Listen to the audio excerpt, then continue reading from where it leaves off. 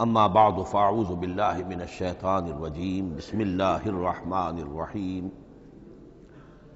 حامیم والکتاب المبین انا جعلناہ قرآنا عربیا لعلکم تعقلون وقال تبارک وتعالی کما ورد فی سورۃ یوسف علیہ السلام الف لام را تلک آیات الکتاب المبین انا انزلناہ قرآنا عربیا لعلکم تعقلون وقال عز وجل کما ورد فی سورۃ الزمر قرآنا عربیا غیر ذی عوج وقال جل وعلا کما ورد فی اول سورۃ الکہف الحمد للہ الذی انزل علی عبدہ الکتاب ولم یجعل لہ عوجا صدق اللہ العظیم رب اشرح لی صدری ویسر لی امری واحلل عقدۃ من لسانی یفقہوا قولی۔ تعارف قرآن کے ضمن میں جو مباحث پہلی نشست میں مکمل ہو چکے ہیں اس میں ایک کمی رہ گئی تھی، اس کو پورا کر لیجئے۔ قرآن مجید کی 2 آیات کے بارے میں یہ روایت موجود ہے صحیح مسلم میں حضرت عبداللہ ابن مسعود رضی اللہ تعالی عنہ سے کہ سورہ بقرہ کی آخری 2 آیات حضور کو شب معراج میں عطا ہوئی ہیں، وہ زمین پر نازل نہیں ہوئیں بلکہ حضور نے آسمان پر پہنچ کر ان کو حاصل کیا ہے۔ یہ امت کے لیے شب معراج کے تحفے کے طور پر یہ 2 آیتیں آمن الرسول بما انزل الیہ من ربہ والمؤمنون کل آمن باللہ وملائکتہ وکتبہ ورسلہ لا نفرق بین احد من رسلہ وقالوا سمعنا واطعنا غفرانک ربنا والیک المصیر۔ پھر آخری آیت جس میں طویل ترین دعا ہے۔ یہ 2 آیات جو ہیں مستثنیٰ کر لیجئے تو باقی جو ہے قرآن مجید وہ پھر پورا حجاز میں زمین پر نازل ہوا ہے محمد رسول اللہ صلی اللہ علیہ وسلم کے قلب مبارک پر۔ اب جو اگلی بحث ہے اس تعارف قرآن کے ضمن میں، قرآن کی زبان کون سی ہے؟ یہ سب جانتے ہیں عربی زبان ہے، لیکن کون سی عربی؟ عربی کوئی ایک نہیں ہے۔ جیسا کہ آپ کو معلوم ہے کہ ایک زبان ہوتی ہے پھر اس کے ڈائلیکٹس ہوتے ہیں۔ پنجابی زبان کے نہ معلوم کتنے ڈائلیکٹس ہیں، بنگلہ زبان کے نہ معلوم کتنے ڈائلیکٹس ہیں، پشتو کے کتنے ڈائلیکٹس ہیں۔ عربی زبان کے اس وقت پورے عالم عرب کے اعتبار سے تو دیکھیے تو ہر ملک کا جو ہے اپنا لہجہ ہے اور ان کے اپنے انداز ہے۔ تو خود نزول قرآن کے وقت بھی پورے جزیرہ نمائے عرب میں کوئی ایک زبان نہیں تھی، زبان ایک تھی لیکن اس کے لہجے مختلف تھے، الفاظ مختلف تھے۔ تو یہ جان لیجئے کہ قرآن نازل ہوا ہے حجاز کے بادیہ نشینوں کی زبان میں۔ وہ اصل عربی زبان حجازی قوم سمجھتی تھی، شہری زبان نہیں، دیہاتی زبان۔ یعنی کہ شہروں میں دوسرے ملکوں کے لوگ آتے جاتے رہتے تھے، خاص طور پر مکہ مکرمہ جو ہے وہ تو چونکہ ایک بہت بڑا تجارتی مرکز تھا۔ لإلاف قریش ایلافہم رحلۃ الشتاء والصیف فلیعبدوا رب ھذا البیت۔ ان کے قافلے جاتے تھے، آتے تھے، دوسرے تاجر بھی آتے تھے، تو ظاہر بات ہے کہ شہروں کے اندر تو پھر زبان جو ہے وہ مکسڈ ہو جاتی ہے، خالص نہیں رہتی۔ یہی وجہ ہے کہ قریش کے جو شریف گھرانے تھے، اونچے گھرانے تھے، وہ اپنے بچوں کو صحرا میں بھیج دیتے تھے کہ ان کی پرورش وہاں ہو، وہاں وہ خالص عربی زبان سیکھیں، ان کی زبان جو ہے پولیوٹڈ نہ ہو۔ تو بادیہ نشین حجاز کے، نجد کے نہیں، حجاز کے بادیہ نشین، ان کی زبان میں قرآن نازل ہوا ہے۔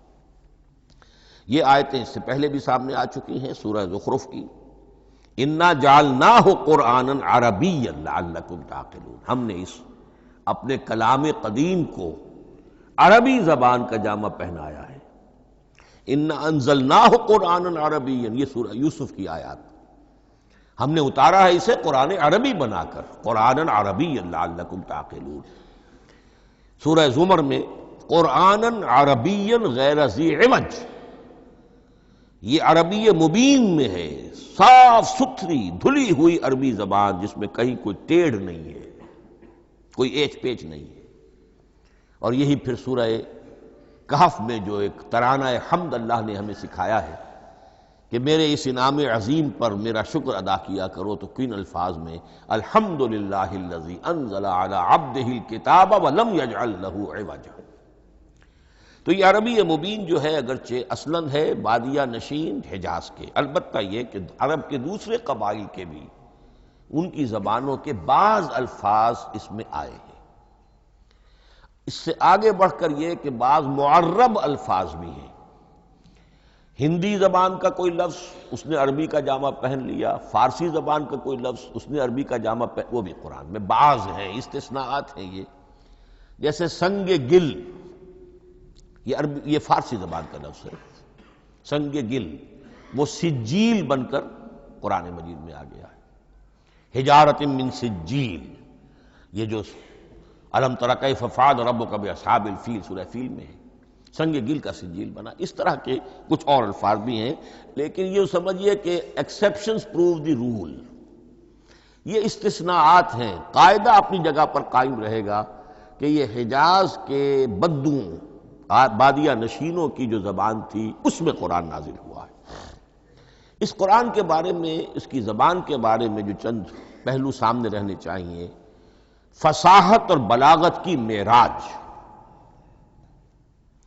یہ میں بعد میں قرآن کے وجوہ اعجاز پر جب بحث کروں گا کہ یہ کس کس اعتبار سے معجزہ ہے، تو وہاں زیادہ تفصیل سے یہ بات آئے گی کہ عربی زبان کی فصاحت اور بلاغت کی معراج ہے۔ آپ کو معلوم ہے کہ آج بھی دنیا میں یہودی بھی ہیں جن کی مادری زبان عربی ہے، عیسائی بے شمار ہیں جن کی مادری زبان عربی ہے، ان کے ہاں بھی عربی ادب کی چوٹی کی کتاب جو پڑھائی جاتی ہے وہ قرآن ہے۔ یہ انہیں ماننا پڑتا ہے کہ عربی ادب کی جو آخری کتاب ہے، چوٹی کی کتاب ہے، وہ یہی ہے۔ یہودی بھی پڑھائیں گے، جیسے آپ انگریزی زبان پڑھنی ہے، سمجھنی ہے، تو شیکسپیئر کے بغیر آپ کیسے سمجھیں گے؟ اب وہ تو ایک سٹینڈرڈ ہے۔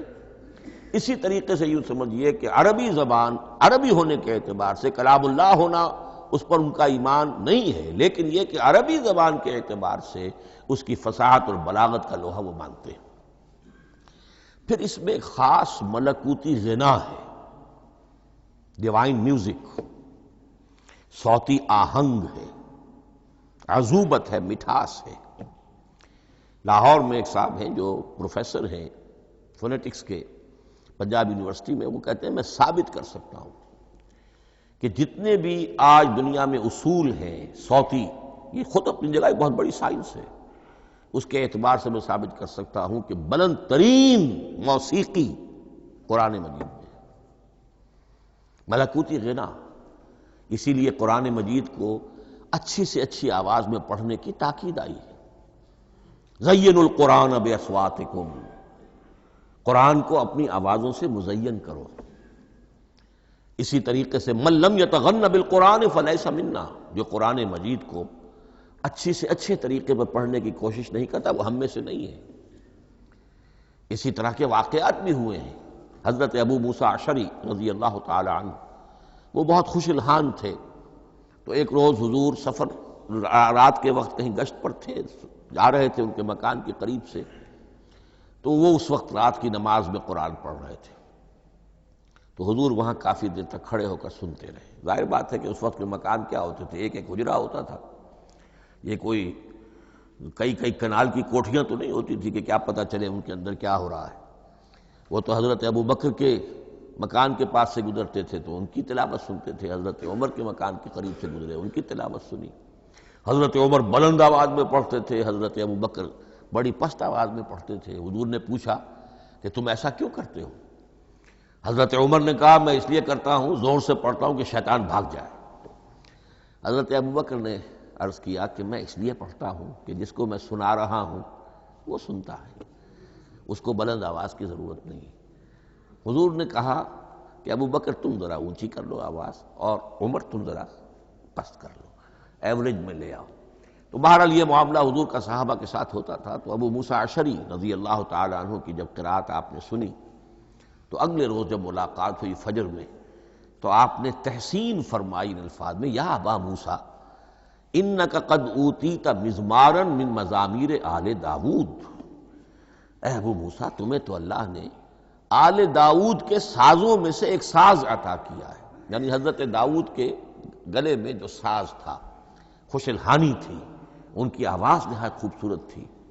تو اسی طریقے سے اب وہاں کوئی مزمار سے مراد وہ نہیں ہے، آلات موسیقی نہیں، گلے میں جو اللہ تعالیٰ نے رکھا ہے۔ تو انک قد اوتیت مزمارا من مزامیر آل داؤد۔ ایک آخری بات یہ نوٹ کیجئے کہ قرآن مجید کا عظیم ترین احسان ہے عربی زبان پر۔ یہ یوں سمجھیے کہ ایک ستون کی طرح اس زبان کو ٹھہرا دیا ہے، اس کو سٹیبل کیا ہے قرآن مجید۔ آج بھی پوری دنیا میں جسے عرب کہتے ہیں فصیح زبان، لغہ فصحی، وہ ایک ہے، وہ قرآن ہی کی ہے۔ زبانیں بدلتی رہتی ہیں۔ اردو 300 سال پہلے کی دکن میں جب شروع ہوئی، وہ آج آپ پڑھ بھی نہیں سکیں گے وہ کیا اردو تھی ولی دکنی کی، پھر وہ کیا اس نے روپ بدلے ہیں، اب وہ اردو کس شکل میں ہے، فارسی کن کن شکلوں میں رہی ہے، مختلف انگریزی کتنی شکلیں بدل گئی ہیں، لیکن عربی قائم ہے۔ اس کے لیے جیسے کہ قرآن مجید میں آتا ہے کہ ہم نے پہاڑ زمین میں گاڑ دیے اس کو سٹیبلائز کرنے کے لیے، ان تمید بکم، تمہیں لے کر زمین ایک طرف کو جھک نہ جائے۔ تو جس طرح یہ پہاڑ جو ہیں سٹیبلائزنگ ایفیکٹ رکھتے ہیں اس زمین کے لیے، اسی طریقے سے قرآن سٹیبلائزر ہے عربی زبان کا۔ اس کے اندر جو ایک ٹھہراؤ اور جماؤ پیدا کیا ہے، یہ قرآن مجید کا احسان عظیم ہے۔ تعارف قرآن کے ضمن میں اگلی گفتگو، قرآن کے اسماء و صفات۔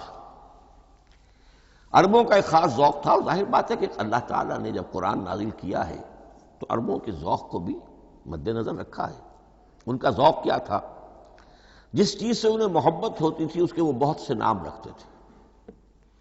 گھوڑے کے لیے ہزاروں لفظ مل جائیں گے آپ کو، شیر کے لیے 5000 الفاظ مل جائیں، تلوار کے لیے 5000 الفاظ مل جائیں، یعنی اس شے کی جو بھی صفت ہے اس صفت کے اعتبار سے ایک نام، کوئی اور صفت ہے اس صفت کو ایک اور نام، تو وہ صفاتی نام۔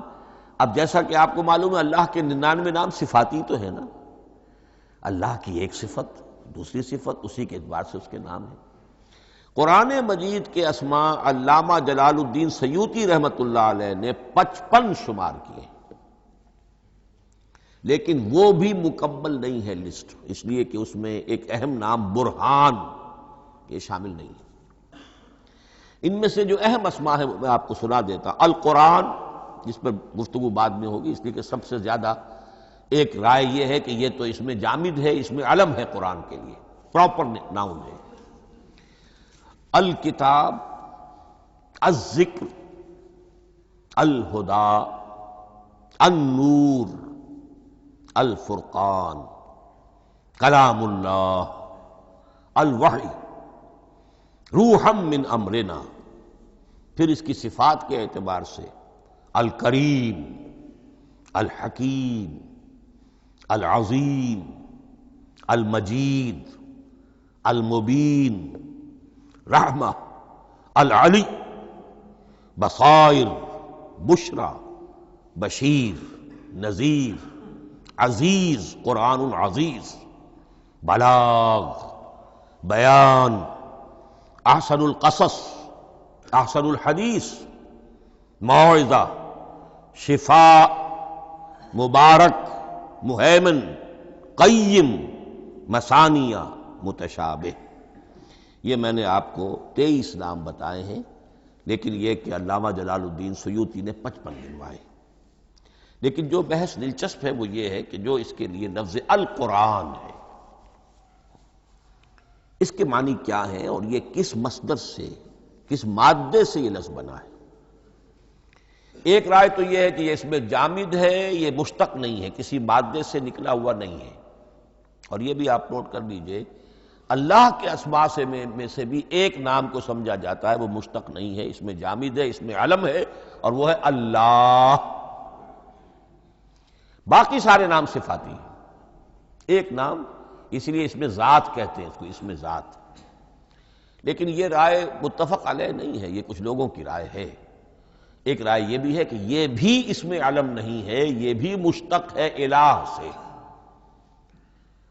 جیسے حکیم یہ صفت ہے، الحکیم یہ اللہ کا نام ہو گیا، الہ ایک معبود، الالہ معبود برحق، الالہ وہ اللہ بن گیا، ایک رائے یہ۔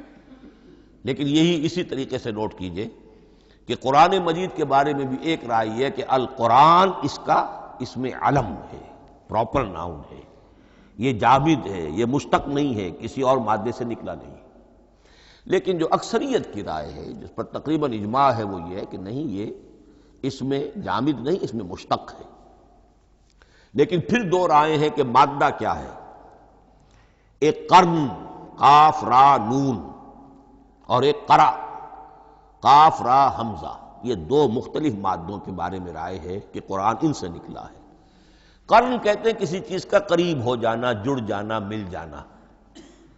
یہ حج کی جو تین شکلیں ہیں، حج تمتع ہے، حج قران ہے اور حج افراد ہے۔ قران کیا ہے؟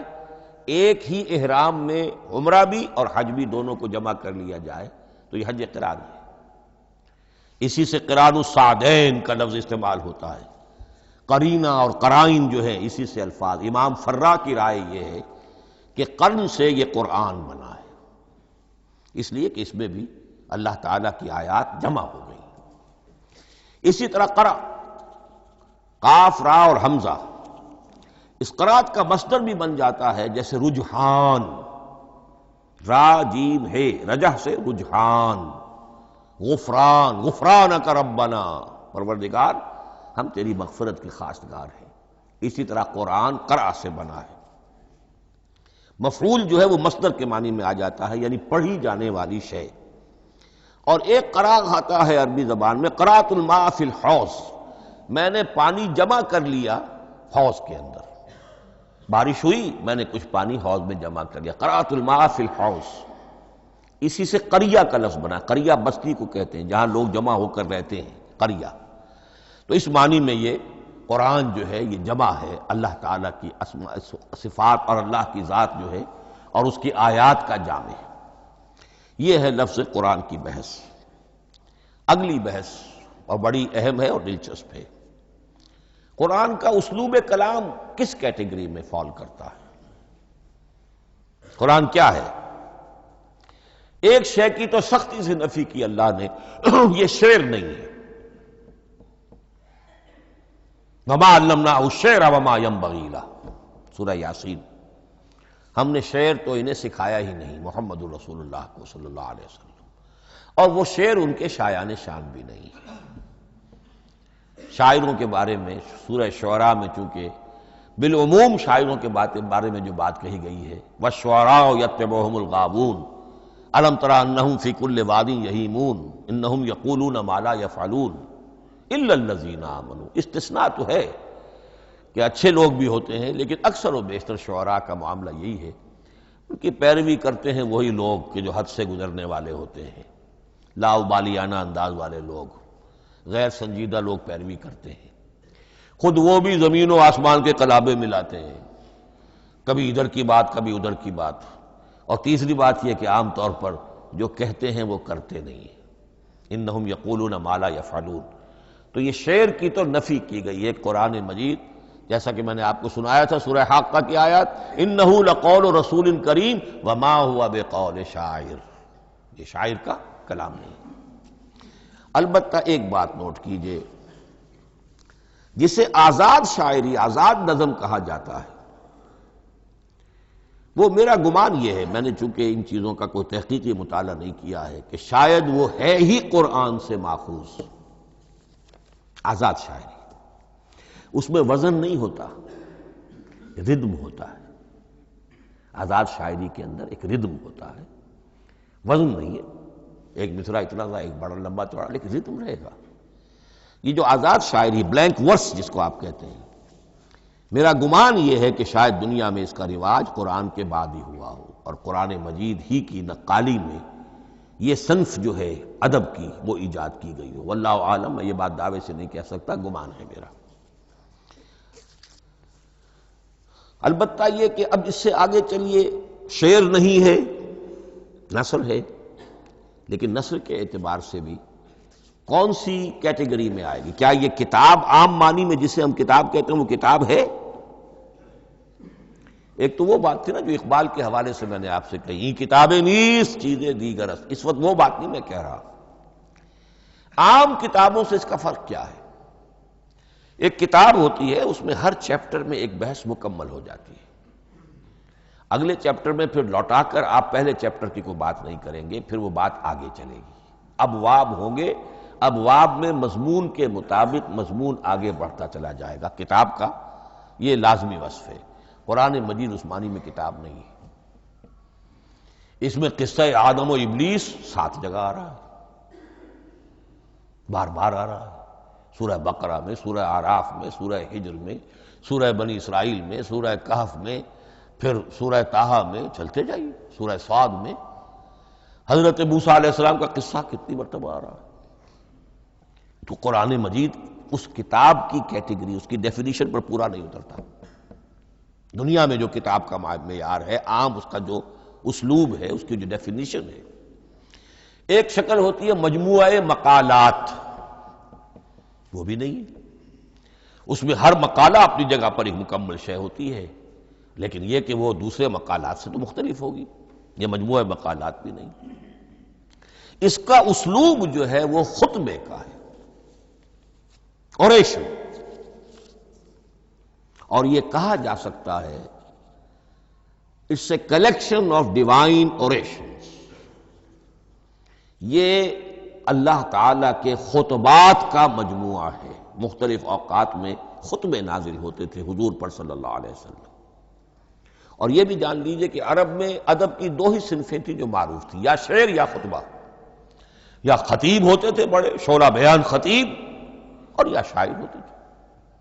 تو یہ جب شعر کے اسلوب پر نہیں تھا تو خطابت کا اسلوب ہے جو اللہ نے اختیار فرمایا، اور ہر موقع پر، ہر مرحلے پر جو خطبہ اس وقت کے حالات کی مناسبت سے نازل ہوا وہ ایک صورت ہے۔ تو یہ ہے کلیکشن آف ڈیوائن اوریشنز، یہ اللہ تعالی کے مجموعہ خطبات الہیہ اسے کہا جا سکتا ہے، لیکن اس سے جو چند نتیجے نکلتے ہیں وہ نوٹ کرنے ضروری ہیں۔ خطبے میں مخاطب اور مخاطب کے مابین ایک ریپور ضروری ہے۔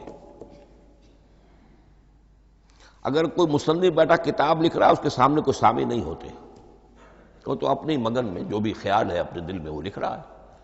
خطبے میں سامع سامنے ہوتے، اگر ان کے درمیان رپورٹ نہ رہے، ہم آہنگی نہ رہے، تو پھر وہ خطبہ غیر مؤثر ہو جائے گا، لوگ جو ہیں ان کو اونگ آنے لگے گی، وہ متوجہ ہی نہیں رہیں گے۔ تو ایک رپورٹ مخاطب اور مخاطب ان کے درمیان۔ دوسرے یہ کہ خطبہ کا ایک وصف لازمی یہ ہوتا ہے کہ ایک واقعاتی پس منظر ہوتا ہے پیچھے موجود۔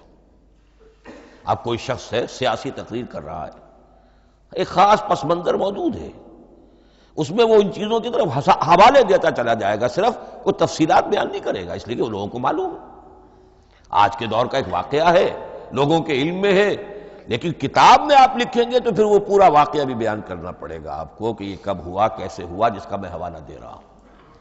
لیکن خطبے کے اندر بس پس منظر جو ہے وہ موجود ہے، اور اس کے حوالے سے صرف جو اشارات اس کی طرف ہو جائیں گے۔ نمبر 3 یہ ہے کہ خطبے میں تحویل خطاب بہت ہوتا ہے۔ تحویل خطاب سے کیا مراد ہے؟ ابھی خطیب آپ سے بات کر رہا ہے، آپ سے مخاطب ہے، اور کسی وقت وہ فلاں کو جو یہاں موجود بھی نہیں ہے، وہ نواز شریف صاحب کو خطاب کرنا شروع کر دے گا۔ بھائی نواز شریف تو یہاں نہیں ہے، لیکن خطاب انداز وہ تو تقریر مقرر ہے، سیاسی تقریر کر رہا ہے، نواز شریف کو چیلنج کر رہا ہے، نواز شریف یہ کر دو گے تو ہم یہ کر دیں گے، اور نواز شریف یہ تم غلط کر رہے ہو، یا بے نظیر تمہارا یہ معاملہ۔ ہاں بے نظیر تو وہاں موجود نہیں، صدر ایوب صاحب کو جو بھی گالیاں دی جاتی تھی تقریروں کے اندر، وہ خود تو وہاں موجود نہیں ہوتے تھے۔ تو اس میں تحویل خطاب نوٹ کرنا پڑتا ہے، ابھی کس سے بات ہو رہی تھی، ابھی کس سے بات ہو رہی تھی۔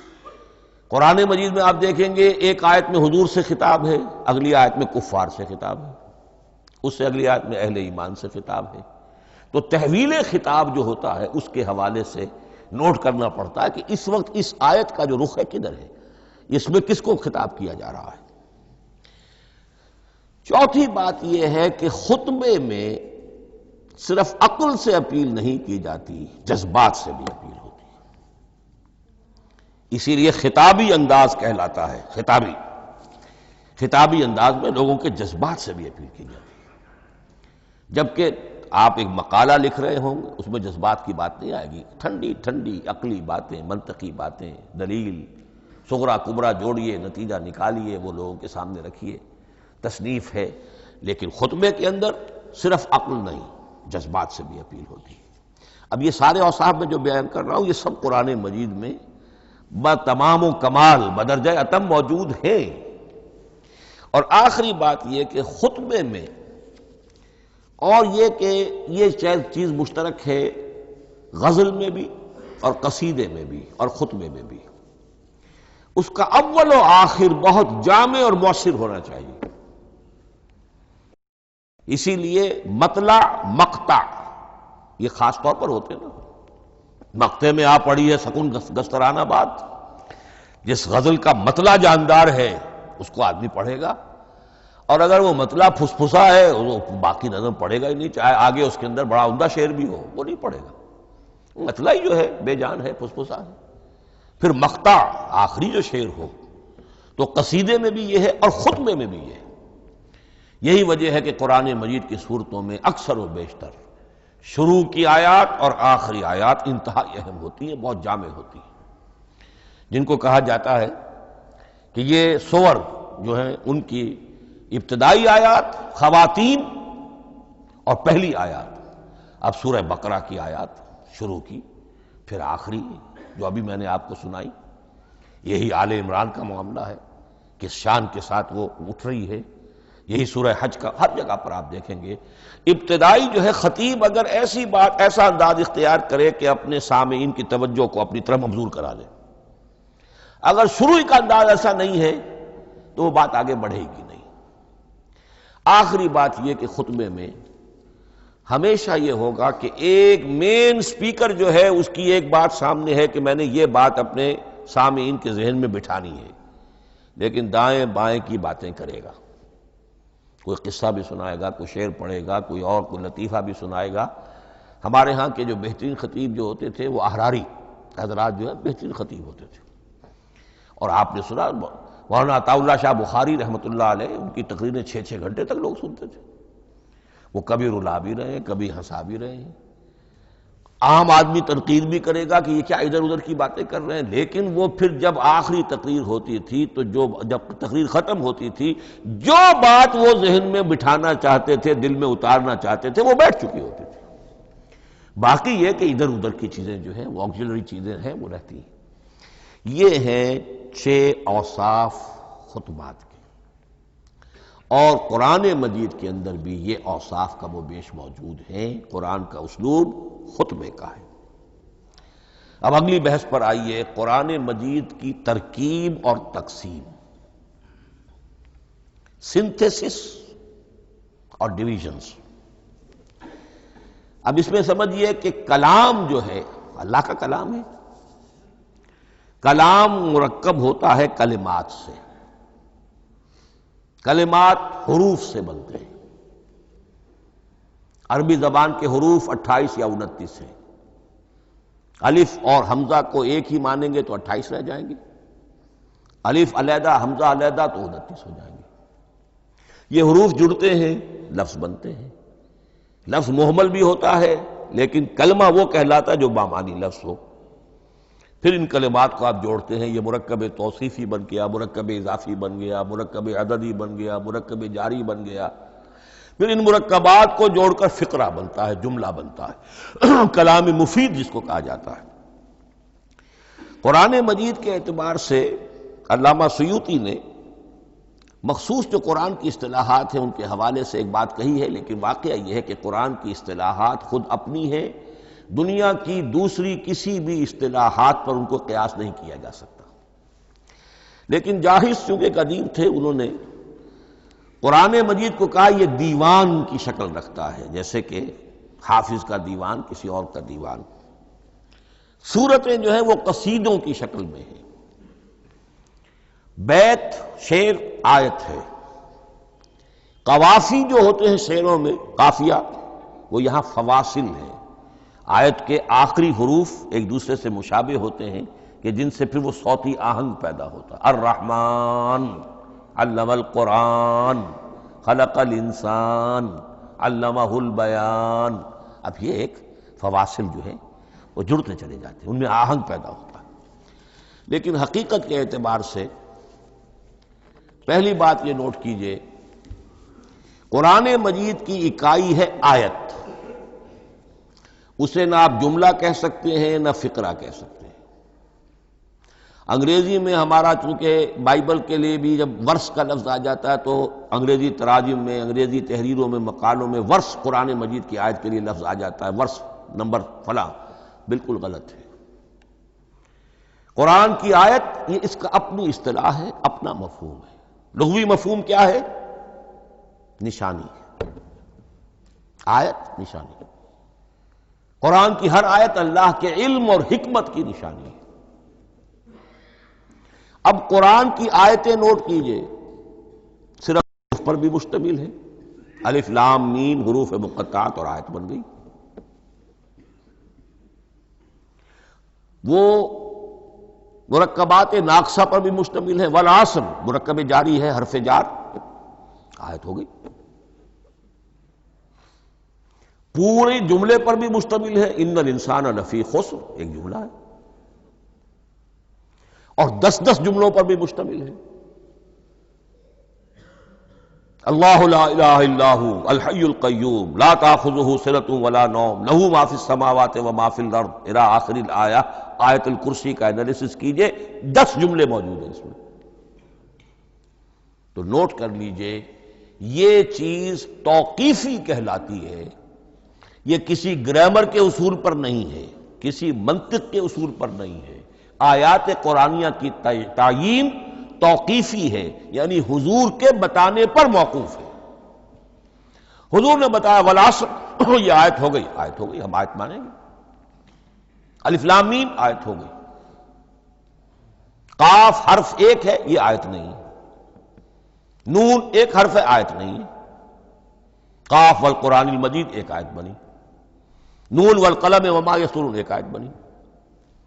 تو اس طریقے سے اس کو کہتے ہیں توقیفی، موقوف علیہ ہے حضور کے بتانے پر۔ اب اس میں روایات کا اختلاف ہو سکتا ہے کہ حضور سے کوئی روایت یہ ہو کہ یہ ایک آیت بنی یا 2 آیتیں بنی۔ مثلا بڑی اہم مثال آپ کو دے رہا ہوں، سورہ مزمل کی جو دوسرا رکوع ہے، پورا دوسرا رکوع، وہ 1 آیت شمار ہوتا ہے۔ اور میرا بڑا گمان رہا بہت عرصے تک کہ یہ 1 آیت نہیں ہو سکتی، یہ مختلف اوقات میں نازل ہوئی ہیں، 2 اوقات میں نازل ہوئی ہے۔ اور یہ مجھے قول مل گیا علامہ سیوطی کے ہاں، حضرت عبداللہ ابن عباس رضی اللہ تعالی عنہما کا قول کہ یہ 2 آیتیں ہیں، 1 نہیں۔ لیکن یہ کہ یہ ہوگا موقوف روایت پر، میں کوئی نہیں ہوں جو اسے قرار دے سکوں۔ ہاں مجھے اگر کوئی روایت مل جاتی ہے، کوئی خبر یا اثر، خبر محمد الرسول اللہ کی یا اثر آپ کے کسی صحابی کا صلی اللہ علیہ وسلم و رضی اللہ تعالی عنہ، تو پھر یہ ہے کہ ہم مانیں گے۔ تو اس کو کہتے ہیں توقیفی۔ آیات اور سور کا معاملہ توقیفی ہے بالکل، یا کسی منطق، کسی گرامر، کسی اصول بیان، کسی پر مبنی نہیں ہے، یہ مبنی ہے حضور کے بتانے پر۔ اس طرح سورت کسے کہتے ہیں؟ عربی زبان میں سور کے معنی ہے فصیل۔ فَضُرِبَ بَيْنَهُمْ بِسُورٍ لَهُ بَابٌ، سورہ حدید کے اندر الفاظ آئے۔ اب اس کا کیا تصور دیا گیا کہ ہر آیت جو ہے وہ اللہ کے علم اور حکمت کی نشانی ہے۔ 10 آیتیں، 20 آیتیں، 100 آیتیں، 285 آیتیں، 286 آیتیں جوڑ کر ایک فصیل باندھ دی گئی۔ یہ شہر حکمت خداوندی ہے۔ ایک نظم ہوتا ہے، جیسے آپ شہر کا ٹاؤن پلاننگ آج کا تو بہت بڑا فن ہے، بڑی اسپیشلائزیشن ہے، شہر کو پلان کرنا، اس کے اندر کیا کچھ ہونا چاہیے، کس طرح سے ہونا چاہیے۔ تو یہ سورت جو ہے یہ ایک یونٹ ہے قرآن مجید کی، اور اس کا جو لفظی معنی ہے فصیل، گویا کہ اس نے گھیرے میں لیا ہوا ہے ایک شہر معنی کو، علم و حکمت کے ایک شہر کے گرد یہ فصیل جو ہے پوری ہوئی ہے۔ اب اس میں نوٹ کر لیجئے جہاں تک، اچھا جیسے آیتیں چھوٹی بھی ہیں بڑی بھی ہیں، والعصر بھی آیت ہے اور الف لام میم بھی آیت ہے، اور جیسا کہ میں نے عرض کیا آیت الکرسی بھی آیت ہے۔ اس طرح صورتیں چھوٹی بھی ہیں بڑی بھی ہیں۔ سورۃ العصر 3 آیتیں، سورۃ الکوثر 3 آیتیں، سورۃ النصر 3 آیتیں، 3 ہی صورتیں 3 آیتوں پر مشتمل ہیں۔ 3 سے کم پر کوئی نہیں، 2 آیات کی کوئی صورت نہیں ہے۔ لیکن آگے آپ چلتے جائیے، اس کی بڑی سے بڑی تعداد سورہ بقرہ جو ہے سب سے بڑی ہے۔ تو آیت اور سورت کے علاوہ دور صحابہ میں صرف ایک لفظ اور تھا قرآن کی تقسیم کے ضمن میں، اور وہ تھا منزل یا حزب۔ منزل یا حزب 7 منزلوں میں یا 7 احزاب میں قرآن کو تقسیم کیا گیا، تاکہ جو شخص قرآن مجید ایک ہفتے میں ختم کرنا چاہے، ہر شب میں، اکثر و بیشتر وہ لوگ رات کو ہی رات کی نماز میں قرآن پڑھتے تھے، ایک منزل پڑھ لے تو ہفتے میں پورا قرآن ختم ہو جائے گا۔ یہ حزب بھی ہے اور منزل بھی ہے، اور یہ چونکہ دور صحابہ میں تھا، یقیناً حضور نے بتایا ہوگا، اس میں آپ کو عجیب حسن نظر آئے گا۔ اس میں یہ نہیں کیا گیا کہ بالکل برابر برابر 7 کر دو بھائی، چاہے صورتیں ٹوٹ جائیں، صورتوں کی فصیل کوئی نہیں ٹوٹتی، اس میں صورتیں مکمل جو کہ تو آئیں گی۔ اور پھر یہ کہ عجیب بات ہے کہ سورہ فاتحہ کو اگر ایک طرف رکھ دیں، وہ قرآن کے دیباچے کی حیثیت رکھتی ہے، تو پہلی منزل میں 3 صورتیں، دوسری میں 5 صورتیں، تیسری میں 7، چوتھی میں 9، پانچویں میں 11، چھٹی میں 13 اور 17 اور 7ویں میں 65۔ یہ ہے کہ جو ان صورتوں کی ایک بڑی جیسے کہ ایک سیڑھی چڑھ رہی ہے، اور تقریباً مساوی ہو جاتے ہیں، کوئی 4.25 پارے ہے، کوئی 4.5 پارے ہے، کوئی 4.25 پارے، اس طریقے سے ہے، تقریباً مساوی۔ لیکن آرٹیفیشل ایکویلٹی پیدا کرنے کے لیے، مصنوعی مساوات پیدا کرنے کے لیے صورتوں کی فصیلوں کو نہیں توڑا گیا۔ اس سے آگے چل کر جو پاروں کی تقسیم ہے وہ بہت بعد کی بات ہے، 30 پارے، اور اس میں آپ کو یہ ساری قباحتیں نظر آئیں گی۔ اس میں صورتوں کی فصیلیں توڑی گئی ہیں اور بڑے بھونڈے طریقے پر توڑی گئی۔ سورہ ہجر ایک آیت ادھر ہے، باقی ساری صورت جو ہے اگلے پارے میں فصیلیں توڑ دی گئی۔ معلوم ہوتا ہے کسی شخص کے پاس جو قرآن تھا مصحف، اس نے صفحے گنے، 7 سے 30 سے تقسیم کیا اور برابر صفحوں کے اندر وہ پارے بنا دیے۔ لیکن بہرحال دور صحابہ میں پاروں کا کوئی ذکر نہیں تھا، یہ بات کی بات ہے۔ دور صحابہ میں آیت، سورت اور حزب۔ اسی طریقے سے طویل سورتوں کو جو رکوعوں میں تقسیم کیا گیا، یہ بھی بات کی بات ہے۔ لیکن یہ جو تقسیم کیا گیا ہے سورتوں کو رکوعوں کی شکل میں، 35 صورتیں تو قرآن کی ایسی ہیں چھوٹی ہیں جو ایک ایک ہی رکوع پر مشتمل ہے۔ آخری پارے کی 37 صورتیں ہیں، پہلی 2 کی جو 2 رکوع ہے، باقی سب کی سب جو ہے وہ ایک رکوع شمار ہوتا ہے۔ لیکن رکوع کیوں کیے گئے؟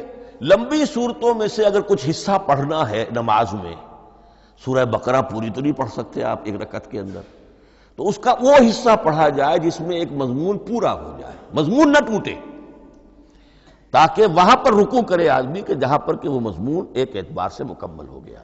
تو رکوع سے رکعت ہے، رکوع ہے، اس رکعت کے اندر ایک حصہ اتنا پڑھا جائے تاکہ مضمون جو ہے وہ خوبصورت رہے اور اس کا سلسلہ برقرار رہے۔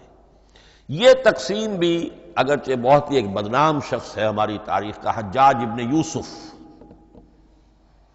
یہ اس کی ہوئی تقسیم ہے یا اس نے کرائی ہے، بہرحال اس کی طرف منسوب ہے، اور یہ بات ماننی پڑتی ہے کہ بڑے گہرے غور و فکر سے تقسیم کی گئی ہے، الل ٹپ نہیں ہے، بلکہ اس کے لیے واقعتاً غور کر کے جہاں وہ مضمون ختم ہوتا ہے، کہیں کہیں آپ اختلاف کر سکتے ہیں اور آپ کو حق حاصل ہے، اس لیے کہ یہ چیزیں توقیفی نہیں ہیں، یہ حضور کی بتائی ہوئی نہیں ہے، نہ رکوعوں کی تقسیم۔ اب سعودی عرب میں جو قرآن مجید چھپ رہے ہیں ان میں حزب ہو گئے ہیں، یعنی ہر پارے کو پارے برقرار رکھ کر 8 حزب بنا دیے انہوں نے، 4 حزب بنا دیے اور پھر نصف حزب کر کے 8 حصے کر دیے۔ تو یہ چیزیں جو ہمارے ہاں رکوع تو پاروں سے ادھر ادھر ہو جاتے ہیں، پارا بدل گیا رکوع وہی چل رہا ہے، اس لیے کہ رکوع میں مضمون کو پیش نظر رکھا گیا ہے، جبکہ پارے میں مضمون کو نہیں سامنے رکھا گیا۔ تو رکوع کا معاملہ جو ہے چاہے وہ حجاج ابن یوسف ہی نے کیا ہے، لیکن یہ کہ بہرحال وہ بہت صحیح ہے، اکثر و بیشتر کہیں کہیں آپ اس سے اختلاف کر سکتے ہیں۔ تو یہ تو اس کا ہم نے آپ کے سامنے رکھا سنتھیسس۔ اب اگلا موضوع ہے ترتیب و تدوین کیسے ہوئی۔ ان علینا جمعہ و قرآنہ، ہمارے ذمے ہے اس کو جمع بھی کرنا اور پڑھوانا بھی، اور پڑھوانے میں ترتیب آ جائے گی لازماً۔ لیکن یہ کہ ایک بات تو اس میں بالکل متفق علیہ ہے جس میں کسی شک و شبے کی گنجائش نہیں، قرآن کی ترتیب نزولی اور تھی، ترتیب مصحف اور ہے۔ ترتیب مصحف میں سورہ فاتحہ کے بعد سورہ بقرہ ہے، سورہ بقرہ نازل ہوئی ہے مدنی دور میں جا کر، پھر سورہ آل عمران ہے وہ بھی مدنی ہے، سورہ نساء ہے وہ مدنی ہے، سورہ مائدہ ہے وہ مدنی، پھر آئی ہے سورہ انفال اور سورہ توبہ۔ یہ سورہ انفال تو مدنی نہیں، سورہ انعام اور سورہ اعراف یہ ہے کہ جو مکیات ہیں، یہ کہ بھی مکی دور کی بھی آخری زمانے کی ہے۔ ابتدائی جو مکی صورتیں وہ سب سے آخری حصے میں ہے، 29واں پارہ اور 30واں پارہ۔ تو ترتیب نزولی اور تھی، ترتیب مصحف اور ہے، اس میں تو کسی شک و شبے کی گنجائش نہیں۔ لیکن ہمارے ہاں اہل تشیع نے اس چیز کو بہت اچھالا ہے۔ ان میں سے بعض گروہ ایسے ہیں جن کا کہنا یہ ہے کہ اصل قرآن جو ہے وہ ترتیب نزولی کے مطابق تھا، یہ ترتیب تو عثمان نے کر دی رضی اللہ تعالی عنہ۔ حضرت علی کے پاس اصل قرآن جو ترتیب نزولی کے مطابق تھا موجود تھا، اور اب بھی ان کے خیال میں جو ان کے امام غائب جو ہیں چھپے ہوئے ہیں غار میں، تو ان کے پاس وہ نسخہ اصل حضرت علی والا موجود ہے، اور جب وہ ظاہر ہوں گے تو اصل قرآن لے کر آئیں گے۔ یہ سارے شیعوں کا قول نہیں ہے، لیکن یہ کہ ان میں بہت سے لوگ ہیں کہ جو ان باتوں کو مانتے ہیں۔ جہاں تک اس بات کا تعلق ہے کہ حضرت علی نے ترتیب نزولی پر کوئی مصحف جمع کیا ہو، اس میں کوئی اشکال نہیں ہے، اس لیے کہ علمی طور پر یہ ایک بڑی عمدہ ایکسرسائز بنتی ہے۔ ایک زمانے میں میں بہت کوشش کرتا رہا ترتیب نزولی سے، اس لیے کہ ترتیب نزولی سے سیرت نبوی اخذ ہوتی ہے، پہلے کیا نازل ہوا، پھر کیا نازل ہوا، پھر کیا نازل ہوا۔ در حقیقت اگر آپ ترتیب نزولی سے قرآن مرتب کر دیں تو وہ سیرت النبی بن جائے گی۔ تو اس کو سمجھنے کے لیے ایک زمانے میں نے بڑی محنت کی ہے، لیکن ایک تو یہ کہ وہ یقین سے وہ باتیں ملتی نہیں ہیں، بعض روایات ہیں، لیکن یہ کہ پھر بھی آپ یقین سے نہیں کہہ سکتے۔ اکثر و بیشتر قرآن مجید میں لکھا بھی ہوتا ہے، ترتیب کے موٹی موٹی چیزیں معلوم ہیں نزولی ترتیب کی، لیکن یہ ہے کہ یقین کسی بات پر نہیں۔ تو پہلی بات یہ ہے کہ ہمارے نزدیک، اہل سنت کے نزدیک، اصل جو حجت ہے دین میں وہ ترتیب مصحف ہے۔ یہی ترتیب جو اس وقت مصحف عثمان کی ہے رضی اللہ تعالی عنہ، یہی ترتیب ہے لوح محفوظ کی، یہی ترتیب ہے ام الکتاب میں، یہی ترتیب ہے کتاب مکنون میں۔ اب اس کے سمجھیے کہ اس کی تدوین کن مراحل میں ہوئی۔ سب سے پہلے اس کے جو مراحل ہیں 3، خود نبی اکرم صلی اللہ علیہ وسلم کے زمانہ مبارک میں جمع اور ترتیب یہ ہو گئی، لیکن کتابی شکل میں نہیں، ما بین الدفتین نہیں۔ حضور نے لوگوں کو پڑھ کر سنایا، اس ترتیب سے سنایا جس ترتیب سے یہ مصحف میں اب موجود ہے، اور ہر رمضان میں حضرت جبرائیل دورہ کرتے تھے حضور کے ساتھ، جتنا کہ قرآن اس وقت تک نازل ہو چکا ہوتا تھا، اور آخری رمضان مبارک آپ کی حیات طیبہ کا جو تھا اس میں 2 مرتبہ پورے قرآن کا دورہ ہوا۔ تو دورہ قرآن بغیر ترتیب کے تو نہیں ہو سکتا۔ تو یہ ترتیب حضور کی ہوئی ہے، توقیفی ہے، اور حضور ہی نہیں اللہ کی ہوئی ہے۔ یہی ترتیب لوح محفوظ میں، کتاب مکنون میں اور ام الکتاب میں ہے، اور یہ ترتیب حضور دے کر گئے ہیں صحابہ کرام کو۔ حفاظ تھے، کتنے حفاظ جو ہیں جنگ یمامہ میں شہید ہو گئے، تبھی تو خیال آیا کہ اس کو کتابی شکل میں بھی مرتب کیا جائے۔ لیکن کتابی شکل میں جسے کہتے ہیں 2 گتوں کے درمیان ایک کتاب مجلد، اس صورت میں جہاں تک میں تحقیق کر سکا ہوں اور جہاں تک ہمارے اکثر و بیشتر لوگوں کی رائے ہے، حضور کے زمانے میں یہ اس طریقے سے ما بین الدفتین، 2 گتوں کے مابین ایک کتاب کی شکل میں قرآن موجود نہیں تھا۔ لوگوں کے سینوں میں محفوظ تھا، جیسے محمد الرسول اللہ کے سینے میں محفوظ تھا۔ ان علینا جمعہ، وہ جمع حضور کے سینے میں کیا اللہ نے۔ اسی طرح پھر صحابہ کرام بے شمار جو حفاظ تھے ان کے سینوں میں محفوظ تھا۔ دوسرا مرحلہ کب آیا؟ جب حضرت ابوبکر صدیق کے عہد خلافت میں جنگ یمامہ میں بہت سے حفاظ شہید ہو گئے۔ اب ایک تشویش پیدا ہوئی، ایسا نہ ہو کہ قرآن ضائع ہو جائے، لہذا اسے کتابی شکل میں مرتب کر لینا چاہیے۔ اس کے لیے پھر بہت سے صحابہ نے حضرت ابوبکر کو اپروچ کیا کہ جتنے قراء ہیں، جتنے کاتبین وحی ہیں، ان سب کو آپ جمع کیجئے اور جمع کر کے اس قرآن مجید کو ایک کتاب کی شکل میں جمع کر لیں۔ حضرت ابوبکر شروع میں بہت ریلیکٹنٹ رہے، ان کا ایک خاص مزاج تھا، اتباع رسول کا جذبہ انتہا درجے کا۔ جو کام حضور نے نہیں کیا میں کیسے کروں؟ اگر تو یہ کام واقعی کرنے کا تھا تو حضور کرتے، میں کیسے کروں؟ لیکن یہ کہ جب صورتحال بہت لوگوں کی طرف سے دباؤ پڑا کہ نہیں یہ کر لینا چاہیے، ان کے سامنے بھی حکمت آ گئی، تو پھر انہوں نے اتفاق کرتے ہوئے جتنے بھی کاتبین وحی تھے ان سب کی ایک کمیٹی بنائی اور ان کو کہا کہ اب اس قرآن کو مرتب کر کے ایک کتابی شکل دے دی جائے۔ وہ کتابی شکل حضرت ابوبکر کے دور میں ہو گئی۔ تیسرا مرحلہ کیا ہے؟ یہ کتابی شکل میں جب قرآن مجید آ گیا اور شروع میں یہ اجازت تھی کہ ہر قبیلے، ہر علاقے کے لوگ اپنے لہجے میں پڑھ لیں۔ اب پنجابی ہمارا مسلمان جو ہے وہ چاقو کو کاچو کہے گا تو وہ لکھے ہوئے کو بھی چاقو کو کاچو پڑھ کے نکلے جائے گا۔ تو مختلف لہجوں میں ہونے سے وہ ان کا جو ہے قرآن مجید بدل رہا تھا، کوئی کسی طرح پڑھ رہا ہے، کوئی کسی طرح پڑھ رہا ہے۔ اب اس کی تشویش ہوئی حضرت عثمان کے زمانے میں، جب دور بہت پھیل گیا، اسلام کا دائرہ، دارالاسلام کی وسعت بہت ہو گئی کہ اس طرح اگر یہ لوگ پڑھیں گے اور اپنے اپنے لہجے کی وجہ سے اب اس لہجے میں شکل بدل بھی جاتی ہے لفظ کی۔ کاچو کو کاف الف چے واو لکھنا شروع کر دیں گے پھر کہ کاچو سنا ہم نے، تو چاقو تو سنا ہی نہیں۔ تو ایک لکشو ہے چاقو لکھ رہا ہے اور ایک کاچو لکھ رہا ہے، تو چاقو اور کاچو میں فرق ہو گیا۔ لہذا اس وقت پھر جو کام کیا گیا وہ یہ کہ ایک ہی رسم تحریر، رسم کتابت، رسم الخط میں قرآن مجید کے نسخے تیار کیے گئے۔ اصل میں ایک بہت بڑا مغالطہ ہو جاتا ہے ہمارے جمعوں کے خطبوں میں، حضرت عثمان رضی اللہ تعالیٰ عنہ کے نام نامی کے ساتھ وہ قوافی جو ہیں ان کی مناسبت سے جامع آیات القرآن عثمان ابن عفان رضی اللہ تعالیٰ عنہ، غالب علی کل غالب علی ابن ابی طالب رضی اللہ تعالیٰ۔ اب یہ جو جوڑتے ہیں قافیے، تو حضرت عثمان کے نام کے ساتھ یہ قافیہ جوڑ دیا، اس سے لوگوں کو مغالطہ بھی ہوا اور دشمنوں نے ایکسپلائٹ کیا کہ اس کا مطلب یہ ہے کہ قرآن تو جمع ہوا ہے حضرت عثمان کے زمانے میں، اور حضرت عثمان کے زمانے میں اور حضور کے زمانے میں کم و بیش 15 سال کا فصل تو ہو چکا، گویا کہ قرآن مرتب ہی ہوا ہے حضور کے انتقال کے 15 برس بعد۔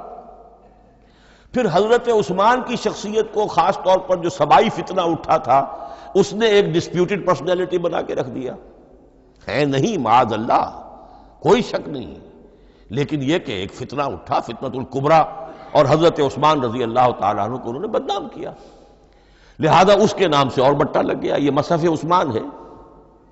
یہ ہے اصل میں وہ حماقتیں کہ جو ہوئی ہیں ہم سے، یہ قافیے ملانے کی وجہ سے، حالانکہ حضرت عثمان کی شان جو ہے وہ در حقیقت جامع آیات القرآن نہیں ہے، جامع الامت علی رسم واحد، پوری امت کو ایک رسم الخط پر جمع کرنے والی شخصیت حضرت عثمان کی ہے۔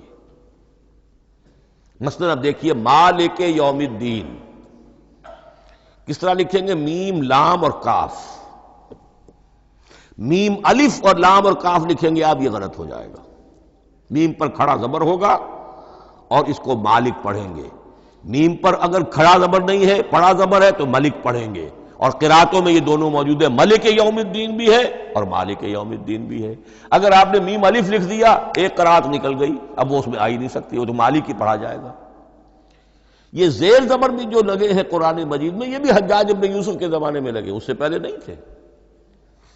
اور یہ رموز و اوقاف، یہ آیتوں کے نشان اور یہ وقفہ بیچ میں، یہ بھی حجاج ابن یوسف کے زمانے کی چیزیں ہیں۔ ورنہ عربوں کے لیے تو ان کی اپنی زبان تھی، انہیں ان چیزوں کی ضرورت ہی نہیں تھی۔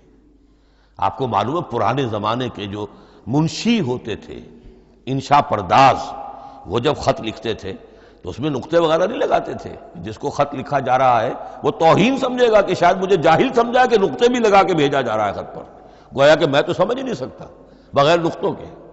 تو یہ جو ہے پرانے جو شکستہ خطوط لکھے جاتے تھے ان کا یہ انداز تھا، لہذا کوئی نقطے وغیرہ نہیں تھے، یہ بھی بعد میں لگے۔ تو ملک یوم الدین، مالک یوم الدین، اس کی رسم آئے گا میم لام کاف، کھڑا زبر ہے مالک یوم الدین اور ویسے پڑا زبر ہے ملک یوم الدین۔ یہ رسم الخط ہے جس پر کہ حضرت عثمان رضی اللہ تعالی عنہ نے پوری امت کو جمع کر دیا، اور اس کے نسخے تیار کرا کے، مختلف روایات میں آتا ہے 5 یا 7 نسخے تھے، ایک مدینہ منورہ میں رکھا اپنے پاس، اور اسی پر ان کے خون کے دھبے بھی ہیں، اور وہ نسخہ قرآن مجید کا اب استنبول کے اندر ہے، ٹاپ کاپی کا جو عجائب خانہ ہے، عجائب گھر ہے، جس میں جہاں نوادرات کے ساتھ ساتھ حضور کے بھی کچھ تبرکات اور جمع ہیں، وہاں وہ نسخہ موجود ہے۔ اس میں انگلی جو کٹی تھی حضرت نائلہ جو ان کی اہلیہ تھی، جب وار کیا گیا ہے حضرت عثمان پر، قرآن پڑھ رہے تھے، انہوں نے روکا اپنے ہاتھ سے تو ان کی انگلی کٹی اور اس کے خون کے قطرے جو ہیں وہ مصحف پر آئے۔ تو یہ وہ قرآن، پھر انہوں نے ایک مکہ مکرمہ میں، ایک دمشق میں، ایک کوفے میں، ایک یمن، ایک بحرین، ایک بصرہ، مختلف جگہوں پر وہ آفیشل ورشن قرآن کا صرف رسم الخط سکرپٹ کے اعتبار سے۔ لیکن اب پھر نوٹ کر لیجئے، قرآن مرتب ہو چکا، مدون ہو چکا دور نبوی میں، لیکن کتابی شکل میں نہیں، سینوں میں محفوظ۔ دور خلافت ابی بکر میں وہ کتابی شکل میں لایا گیا، اور اس کے لیے پھر بحث ہوئی کہ اب اس کا نام کیا رکھا جائے۔ اس کے لیے کئی نام تجویز ہوئے، سفر بھی، انجیل بھی، وغیرہ وغیرہ، لیکن پھر اس کو حضرت عبداللہ ابن مسعود رضی اللہ تعالی عنہ نے اہل حبشہ سے استشہاد کرتے ہوئے مصحف نام رکھا۔ مصحف، یہ مصحف بن گیا حضرت ابو بکر کے زمانے میں، لیکن مصحف کی قرأت کے جو فرق ہو رہے تھے تو وہ لکھنے کے اندر بھی فرق آنا شروع ہو گیا، اس کو دور کیا حضرت عثمان نے، اس کا آفیشل ورشن تیار کروایا، ایک رسم الخط پر پوری امت کو جمع کر دیا، باقی جو نسخے تھے انہیں آپ نے پھر ضائع کر دیا، تاکہ کوئی اور یہ نہ رہے کہ اب یہ بھی ایک تھا پرانا نسخہ نکل آیا، اس میں تو یہ لفظ اس طرح لکھا ہوا ہے۔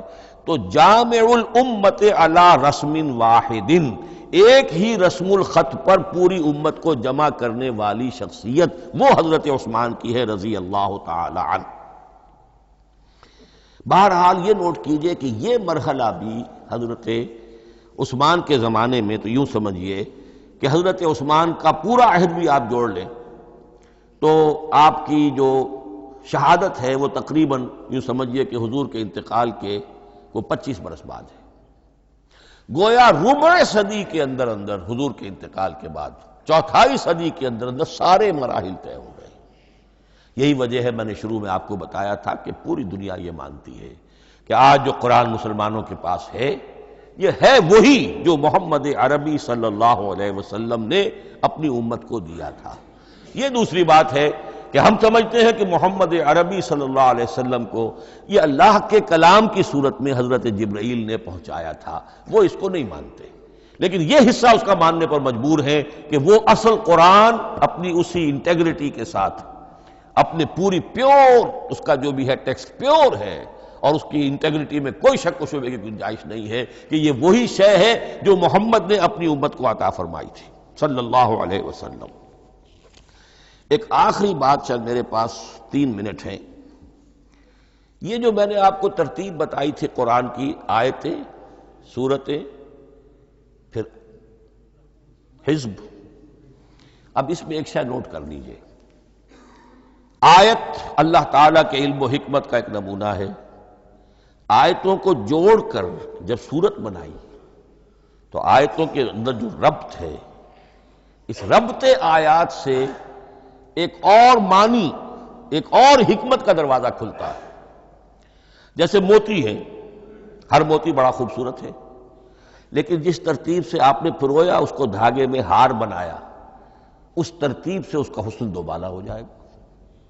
ہر موتی کا اپنی جگہ پر ایک حسن ہے، لیکن اس ترتیب کی وجہ سے اس کے حسن کا ایک اور پہلو ظاہر ہوگا۔ اسی طرح قرآن مجید کی صورتوں میں ربط آیات بہت اہم ہے۔ ایک مرکزی مضمون ہوتا ہے ہر صورت کا، مرکزی مضمون، عمود، اور اس کے گرد وہ ساری آیتیں اس طریقے سے گھوم رہی ہوتی ہیں، جڑی ہوئی ہوتی ہے، جیسے کہ ایک دھاگے کے اندر پروئے ہوئے موتی ہوتے ہیں کہ جس کی جو ہار کی شکل اختیار کرتے ہیں۔ دوسری بات یہ، اکثر و بیشتر صورتیں قرآن مجید میں جوڑوں کی شکل میں ہیں۔ ایک مضمون کا ایک پہلو اس جوڑے کے ایک فرد میں، اور دوسرا پہلو اسی کا دوسرے فرد میں۔ جیسے معوذتین، دو صورتیں ہیں، مضمون ایک یہ تعوذ، معوذتین۔ الزہراوین، سورہ بقرہ سورہ آل عمران کو کہا گیا الزہراوین، حضور نے فرمایا دو نہایت تابناک صورتیں، بڑی روشن صورتیں۔ جیسے آپ دیکھیں گے یا ایھا المدثر یا ایھا المزمل قم اللیل الا قلیلا یا ایھا المدثر قم فانذر، ایک ہی طرح کا اٹھان ہے، حضور سے خطاب ہو رہا ہے۔ سورۃ الضحیٰ، سورۃ الانشراح، یہ تمام جوڑوں کی شکل میں۔ اسی طرح سورہ طلاق، سورہ تحریم، یا ایھا النبی اذا طلقتم النساء فطلقوہن لعدتہن یا ایھا النبی لم تحرم ما احل اللہ لک تبتغی مرضات ازواجک۔ شوہر اور بیوی کے درمیان تعلق یا تو اتنا گہرا ہو جاتا ہے کہ ایک دوسرے کے لحاظ میں وہ حدود خدابندی ٹوٹنے لگے، بیوی کی وجہ سے آپ نے کسی حرام شے کو حلال کر لیا یا حلال کو حرام کر لیا، بیوی کو ناپسند ہے وہ شے، تو حضور سے ذرا سا یہ ہو گیا تھا معاملہ۔ اپنی ازواج مطہرات حضرت عائشہ اور حضرت حفصہ رضی اللہ تعالی عنہما، ان دونوں کی رضا جوئی کے لیے وہ خاص قسم کا شہد ہے، قسم کھا لی آپ نے کہ میں اسے استعمال نہیں کروں گا۔ لما تحرم ما احل اللہ لک، اے نبی آپ کیوں حرام کرتے ہیں اپنے اوپر وہ شے جو اللہ نے آپ کے لیے حلال کی ہے؟ تبتغی مرضات ازواجک، اپنی بیویوں کی رضا جوئی میں۔ یہ ایک انتہا ہوئی۔ دوسری انتہا کیا ہے؟ میاں اور بیوی میں اتنا بودھ ہو جائے کہ طلاق تک نوبت آ جائے۔ تو سورۃ التحریم ایک انتہا کو بیان کر رہی ہے، سورہ طلاق اگلی اس کے ساتھ جڑی ہوئی وہ دوسری انتہا کو بیان کر رہی ہے۔ سورہ صف حضور کے مقصد بعثت کو بیان کر رہی ہے، سورہ جمعہ آپ کے طریقہ کار کو بیان کر رہی ہے۔ اس طرح قرآن مجید کی اکثر و بیشتر صورتیں جو ہیں وہ جوڑوں کی شکل میں ہیں۔ میرا خیال یہ ہے کہ وقت ختم ہو گیا ہے، اس مضمون کا تھوڑا سا حصہ باقی ہے، وہ انشاءاللہ میں اگلی نشست میں لوں گا۔ بارک اللہ لی ولکم فی القرآن العظیم ونفعنی وإیاکم بالآیات والذکر الحکیم۔